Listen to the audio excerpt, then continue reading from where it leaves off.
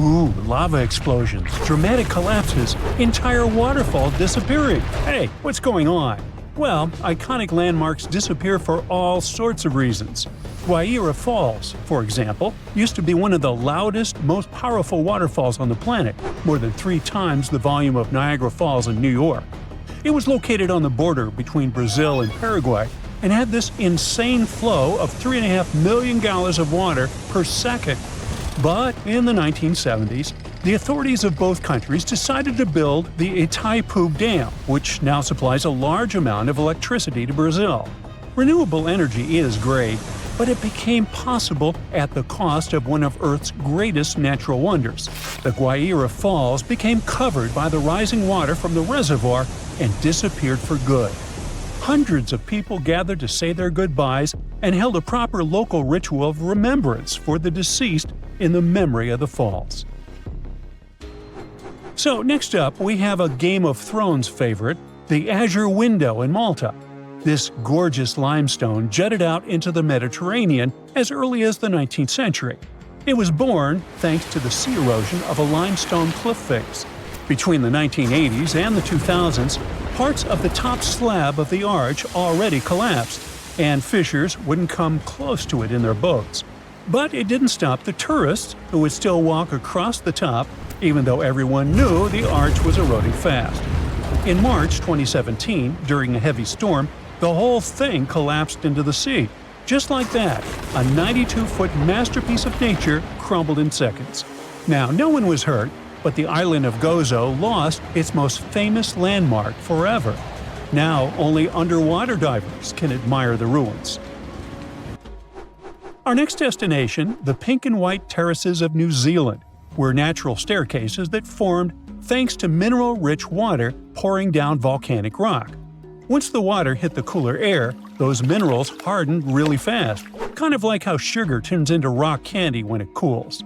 That same process is still happening today in places like Yellowstone, with all those steaming geysers and colorful but deadly hot pools. At the White Terraces, boiling hot water full of silica bubbled out of a crater about 100 feet above a lake. It flowed down over around 50 huge curved steps. Across the lake, the pink terraces were a little smaller, but still amazing. Their colors probably came from different minerals in the water or even tiny microbes living there that added some flair. You could soak in the terraces like hot tubs, but make it 19th century and magical. Then, in 1886, Mount Tarawea erupted. Ash, lava, earthquakes, and the terraces vanished, either buried under layers of ash or sunk to the bottom of Lake Rotomahana. Yeah, I got that right. Meanwhile, for over a century, people thought they were gone forever. But in 2011, someone said they found parts of the terraces under the lake. So maybe they're not entirely gone, but just hiding. Peekaboo. If you've seen The Beach with Leonardo DiCaprio, you definitely know this place, Maya Bay on Phi Phi Lay Island in Thailand. After that movie dropped in 2000, the place went viral. Before viral was even a thing. Soon, thousands of tourists arrived every day with speedboats, sunscreen, plastic trash, all that sort of stuff which wrecked the coral reef. And in 2018, Thai authorities decided it was time to shut the bay down. After a 4-year recovery, Maya Bay reopened in 2022, but with big-time restrictions. Boats can't come directly in, swimming is limited, and the number of tourists is capped daily. Plus, they now close the idyllic location during the less popular rainy season to let the natural resources and ecosystems recover. So yeah, it's technically back, but the wild original version of Maya Bay is gone for good. Meanwhile, once upon a time, there was a giant cliff face in New Hampshire, which looked exactly like an old man's profile. See? There was a jaw, forehead, and even a nose. That was called the young woman on the porch. No, not really. It was the old man of the mountain, made of granite ledges perched on Cannon Mountain in Franconia Notch.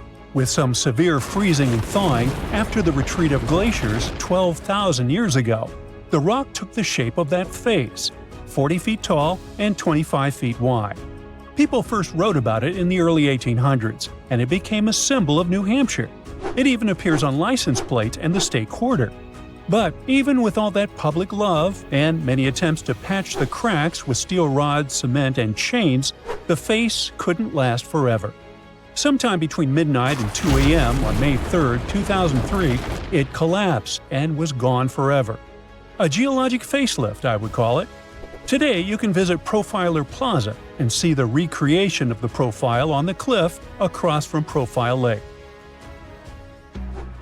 Now, the most isolated tree in the world stood alone in the middle of the Sahara Desert in Niger. The tree of Tenere was literally the only tree for 250 miles in any direction. For centuries, nomads used it as a natural compass that helped them cross the harsh desert. Its roots stretched unbelievably deep to reach underground water, and it was staying alive in a place where nothing else could grow.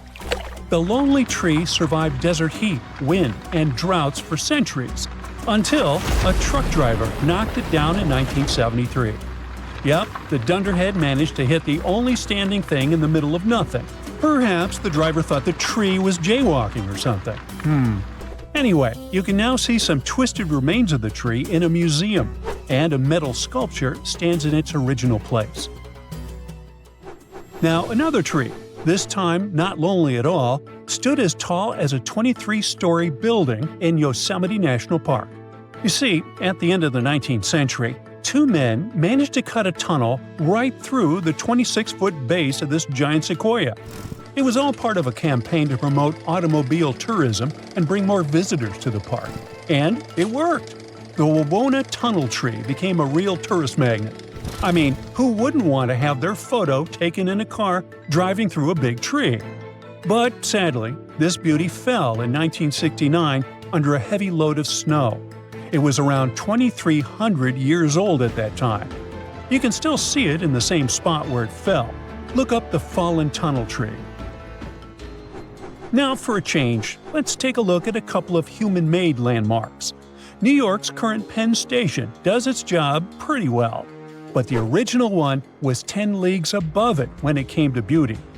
Built in the fancy Beaux Arts style, it had massive domes, tall archways, and elegant columns. It used to welcome over 100 million travelers every year, especially in its heyday during the mid-1940s. But things changed. By the late 1950s, people were flying more and driving on the brand-new interstate highways, rather than by train. Then, in 1962, the city decided to build a new Penn Plaza and the Madison Square Garden Arena. Just 1 year later, they tore down the original Penn Station so they could squeeze a smaller version underground. The New York Times called it, quote, a monumental act of vandalism against one of the greatest landmarks of that elegant Roman-inspired era. Now, back on the Pacific coast, the Sutro Baths opened in San Francisco in 1896. It was a 3-acre glass building packed with 7 different swimming pools, all with different temperatures. It had springboards, high dives, water slides, and even trapezes dangling over the water. And it could handle serious crowds, up to 10,000 people at once. There was also a natural history museum with Egyptian mummies and a sculpture gallery filled with artifacts from Mexico and China. It was definitely a one-of-a-kind playground, but there was also one major problem. It cost a fortune to run. Even during the Great Depression, when the owners turned the pools into ice skating rinks to try to stay afloat, the place still didn't make enough money. The baths finally shut down in 1964, and 2 years later, a fire burned it to the ground. Oh well. Okay, let's just say you're driving home and suddenly your GPS freezes. Your phone says you've got full bars, but it takes forever to make a call. Or maybe the call drops for no reason and you have to redial. You brush it off. Probably just your carrier being weird. But then, later, during a house party, your light flickers for a second. No need to panic, you're not haunted by a ghost. At least I hope not. No, it's much more likely that the sun is acting up. Because a giant hole about 500,000 miles wide opened in its atmosphere, and now it's sending strange stuff straight at us on Earth. Okay, so what does that even mean, a hole in the sun? Well, when we look at the sun with highly protective sunglasses, of course, all we can see is a bright, calm star. But that couldn't be further from the truth. Up close, it's total chaos. Its surface boils with magnetic storms. Loops of plasma twist and snap, and every now and then, the outer layer, called the corona, becomes unpredictable. That's what happened recently when a massive region of the sun's atmosphere suddenly changed shape. So scientists call it a coronal hole, but don't picture a crack or a crater. It's more like an open vent in the sun's outer layer. Our star has these invisible forces running through it, like tension lines beneath the surface. Most of the time, they loop back on themselves, but sometimes, in certain spots, they stretch outward into space like open lanes. And that's when stuff starts flying. Particles shoot out at crazy speeds in what we call the solar wind. This wind hurls through space at about 1 million miles per hour, which is fast enough to reach Earth in a few days. The area of the sun where the wind comes from looks darker and cooler than the rest of it. That's why we call it a coronal hole. And the current one is huge, so big that you could fit about 62 Earths side by side. It stretches across a massive chunk of the sun's southern hemisphere and is pointed straight at our planet. So, what exactly is the sun sending our way, and what happens when it gets here? Well, solar wind isn't just fast. It's also packed with tiny charged particles the sun hurls out when it's feeling active. And when that stream runs into Earth's magnetic field, it's like tossing a rock into a still pond. It presses against our planet's magnetic shield, distorting it like a balloon being poked from the outside. That's what creates these breathtaking auroras. However, sometimes, the sun takes it even further. Instead of a steady stream, it blasts out a massive cloud of solar material all at once.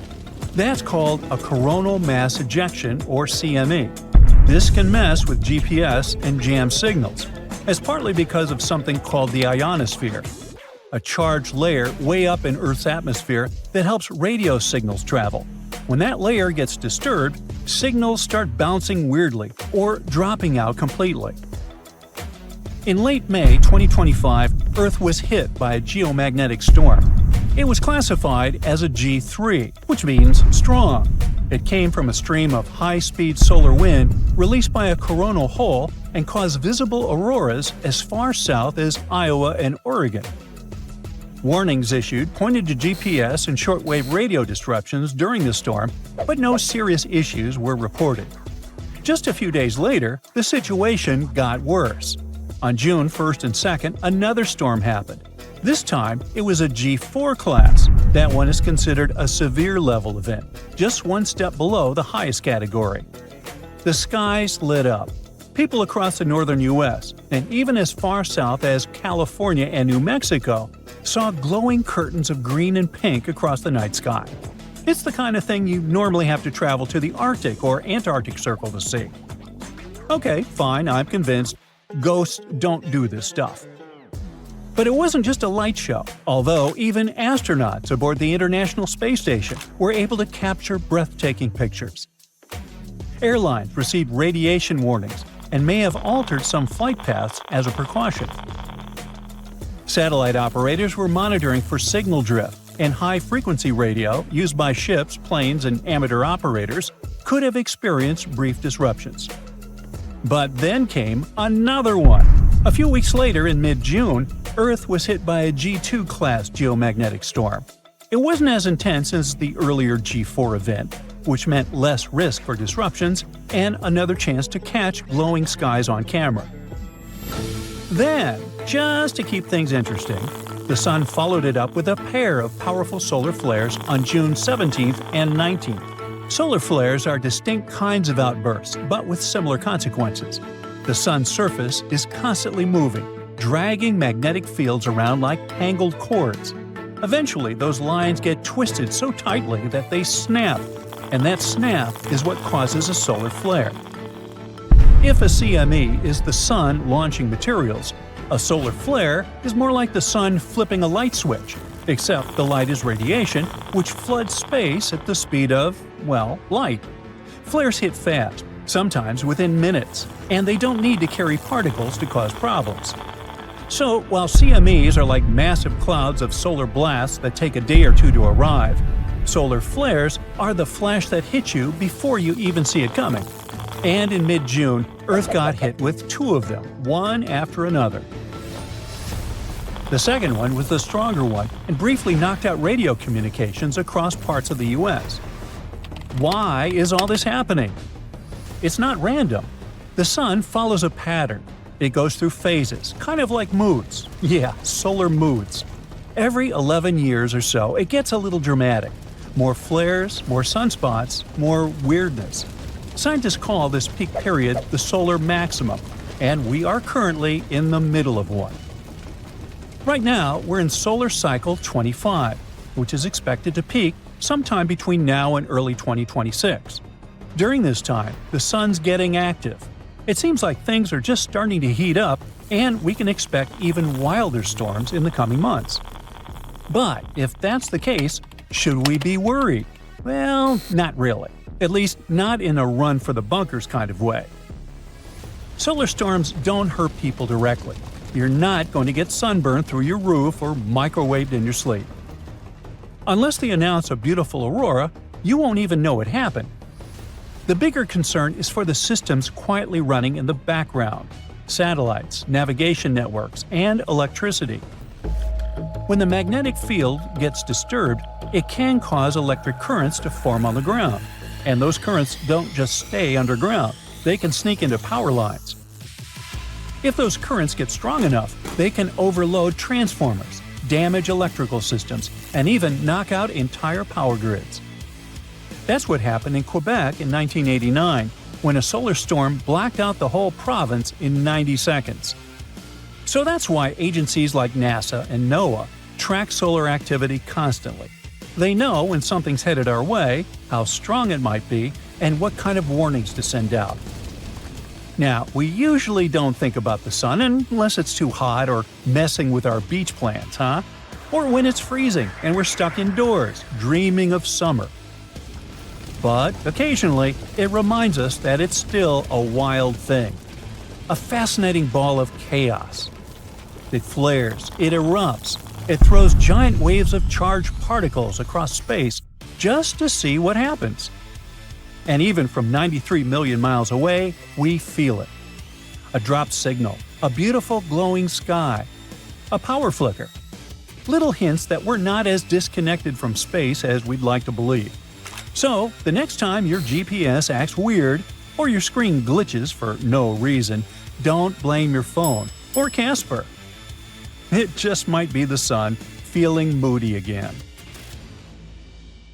That's it for today. So hey, if you pacified your curiosity, then give the video a like and share it with your friends. Or if you want more, just click on these videos and stay on the bright side.